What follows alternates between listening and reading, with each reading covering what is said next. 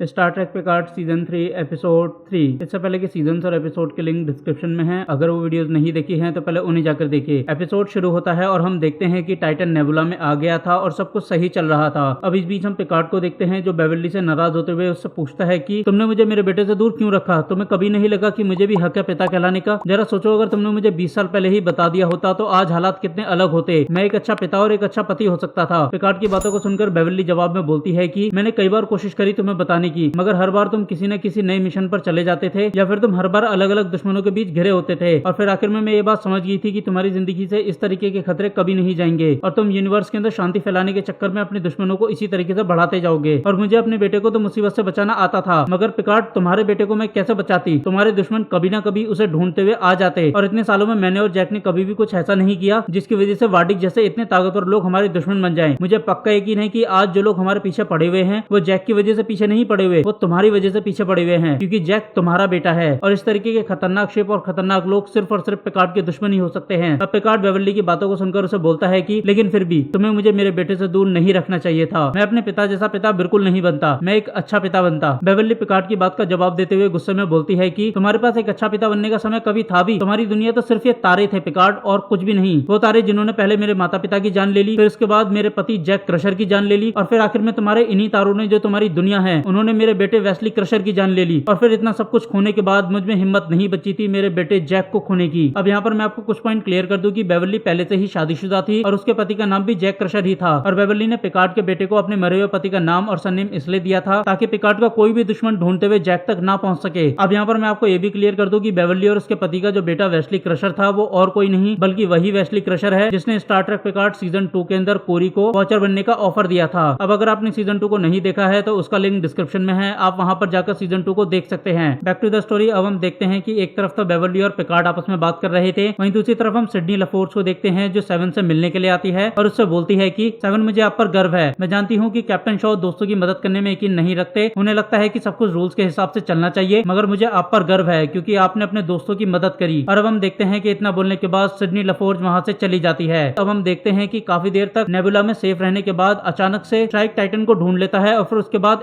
एक लगातार अटैक करने लगता है। स्ट्राइक के हमले इतने ज्यादा खतरनाक और बड़े थे कि टाइटन के काफी लोग घायल हो चुके थे और साथ ही कैप्टन शॉ भी बुरी तरीके से घायल हो जाता है। अब हम देखते हैं कि कैप्टन शॉ के घायल होने के बाद कैप्टन शॉ पिकार्ड और विलियम की तरफ देखते हुए उन्हें बोलता है कि इन सब चीजों के लिए सिर्फ तुम जिम्मेदार हो और अब हम सबको यहाँ से तुम ही निकालोगे। अब हम देखते हैं कि इतना बोलने के बाद शॉ टाइटन की कैप्टनशिप की पोजीशन छोड़ते हुए विलियम को नया कैप्टन बना देता है और फिर उसके बाद टाइटन के 2 क्रू मेंबर घायल शॉ को उठाकर सिक वे के अंदर इलाज के लिए ले जाते हैं। अब हम देखते हैं कि विलियम के कैप्टन बनने के बाद विलियम और पिकार्ड मिलकर स्ट्राइक से फाइट करते हैं, लेकिन उनके फाइट करने का कुछ भी खास फायदा नहीं हो रहा था और अभी भी स्ट्राइक लगातार टाइटन पर हमला किए जा रहा था। अब हम देखते हैं कि इन अटैक से बचने के लिए जैसे ही टाइटन भागने की कोशिश करता है तो तभी स्ट्राइक डेस्टॉर्म से चुराए गए क्वांटम टनल टेक को इस्तेमाल करते हुए एक पोर्टल बनाता है और उस पोर्टल की मदद से टाइटन को वापस उसी जगह ले आता है जिस जगह से टाइटन भागा था। अब हम देखते हैं कि काफी कोशिशों के बाद विलियम और पिकार्ड फाइनली टाइटन को स्ट्राइक से बचाकर भगा ले जाते हैं, मगर अभी भी इन्हें ये समझ नहीं आ रहा था कि आखिरकार स्ट्राइक इन्हें बार बार कैसे ढूंढ रहा है, क्योंकि नेबुला की वजह से टाइटन और स्ट्राइक दोनों के ही सिग्नल खराब हो चुके थे और साथ ही नेबुला के अंदर इतनी ज्यादा रंग बिरंगी गैसों के क्लाउड बने हुए थे कि स्ट्राइक टाइटन को ढूंढ ही नहीं सकता था। तो फिर आखिरकार स्ट्राइक बार बार कैसे टाइटन तक पहुंच जाता था? अब हम देखते हैं कि इसी सेम सवाल को मेडिकल रूम के अंदर घायल शॉ जैक से भी पूछता है और अब हम देखते हैं कि जैक शॉ के सवाल को सुनकर फर्श पर पड़े हुए खून को देखने लगता है और अब फर्श पर पड़े हुए खून को देखकर जैक के दिमाग में कोई बात आती है जिसकी वजह से जैक समझ गया था कि स्ट्राइक उन्हें बार बार कैसे ढूंढ रहा था। अब इसके बाद हम देखते हैं कि जैक भागते हुए सेवन के पास जाता है और उसे बोलता है कि मुझे पता चल चुका है कि स्ट्राइक हमें बार बार कैसे ढूंढ रहा है। अब इतना बोलने के बाद जैक आगे बोलते हुए कहता है कि पानी में खून ये पुराना तरीका है, जरूर हम कोई ना कोई निशान अपने पीछे छोड़ते जा रहे हैं। तुम तो सेवन जानती हो ऐसा किया जा सकता है। ये निशान इतने ज्यादा छोटे और इनविजिबल होते हैं कि ये कभी भी नजर या पकड़ में नहीं आते, जैसे कि कोई खास तरीके की गैस लीक होना या फिर कुछ ऐसा ही। और इस काम को करने के लिए लॉन्ग रेंज सेंसर की भी नीड नहीं होती, इसके लिए तो सिर्फ मास स्पेक्ट्रोमीटर ही काफी है। और अब जैसे ही सेवन ये बात सुनती है वैसे ही वो समझ जाती है कि वार्प कॉइल को सेफ रखने वाली वटीरियम गैस लीक हो रही है। और अब हम देखते हैं कि सेवन और जैक वटीरियम को चेक करने के लिए जाते हैं तो उन्हें पता चलता है कि किसी ने जानबूझकर फेजर से वटीरियम गैस वाले पाइप्स को डैमेज किया है जिसकी वजह से गैस लीक हो रही है। और किसी को पता न चले कि वटीरियम गैस लीक हो रही है उसके लिए एटमॉस्फेरिक डायग्नोस्टिक को भी डीएक्टिवेट कर दिया गया है। और अब ये सब देखकर सेवन समझ गई थी कि टाइटन के अंदर जरूर कोई गद्दार है। अब हम देखते हैं कि सेवन सबसे पहले कंट्रोल सेंटर को कांटेक्ट करते हुए बताती है कि हमारे बीच कोई गद्दार है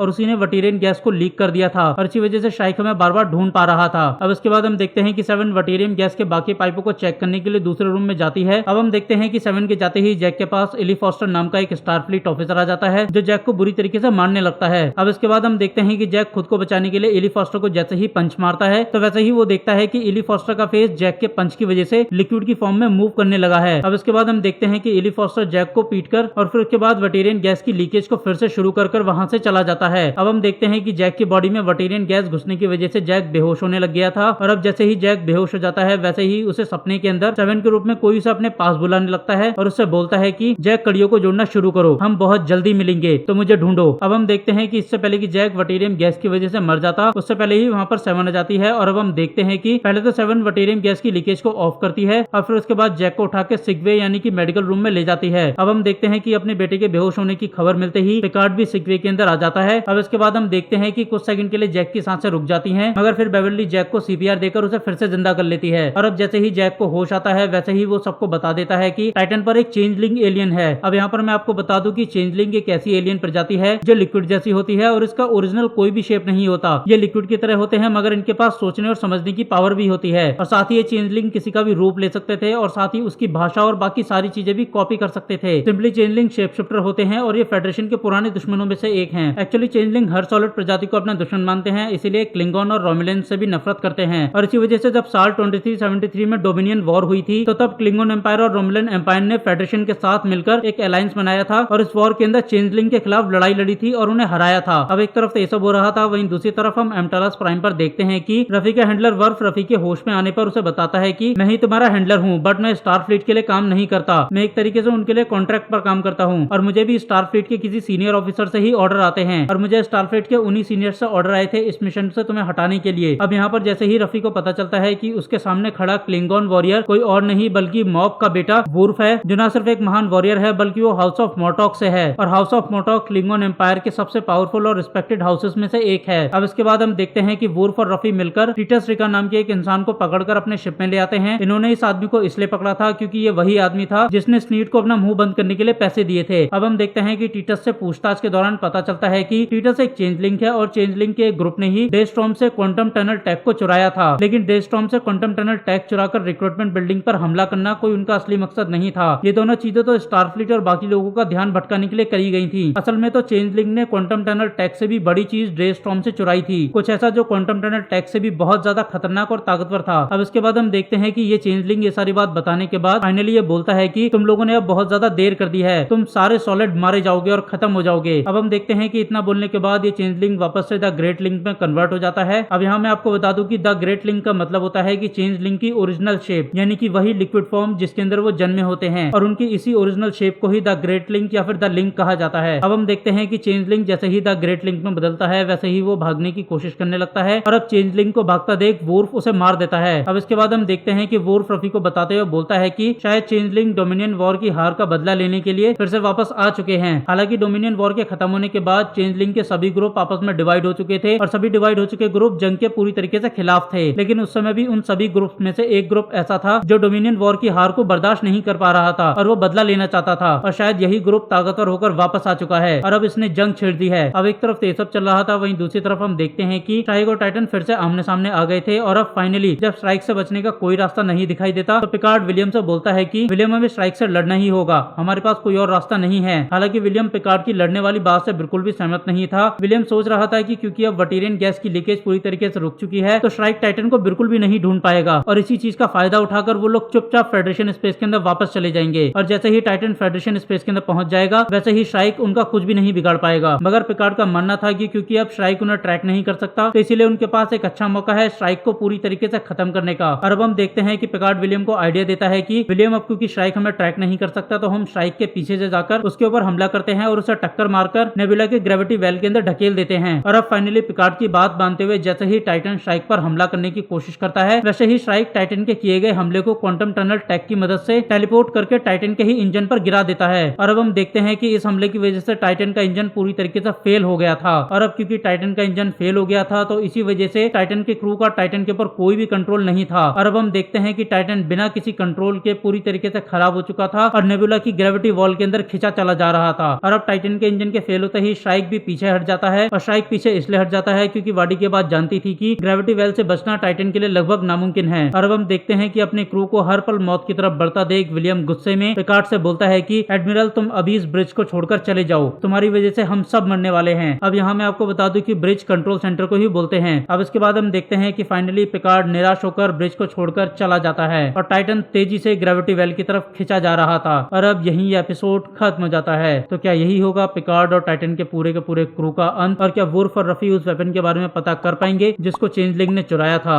और आखिर में सिर्फ एक ही सवाल, क्या पिकार्ड अपने बेटे की जान बचा पाएगा? इन सभी सवालों के जवाब जानने के लिए देखते रहिए V explanation movie in Hindi.